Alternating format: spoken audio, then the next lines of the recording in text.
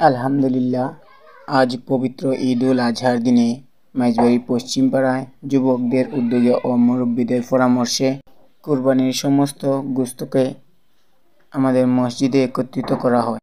যারাই কুরবানি দিয়েছেন তারা তাদের নিজ দায়িত্বে আমাদের কাছে গোশত এনে পৌঁছানোর পর আমরা তার মেপে ভালোভাবে একত্রিত করার পর তা আমরা খাতায় লিস্ট করে রাখি।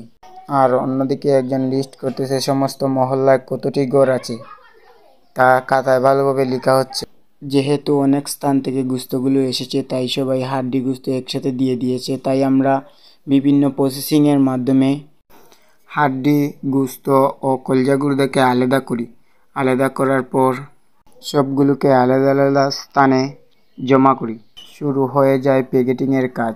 প্যাকেট করার জন্য 2টা মিটার আনা হয়েছে, যাতে কোনো প্রকার ভুল না হয়, কেউ যাতে কম না পায়, সেজন্য 2টা মিটার দিয়ে ভালোভাবে মেপে দেওয়া হচ্ছে। হাড্ডিগুলোকে আলাদা দেওয়া হচ্ছে এবং গোশতগুলোকে আলাদা করে দেওয়া হচ্ছে প্যাকেটে। এখানে একটি কথা বলতেই হয়, যুবকরা চাইলেই যে সব কিছু সম্ভব তা আজ প্রমাণ করে দিল।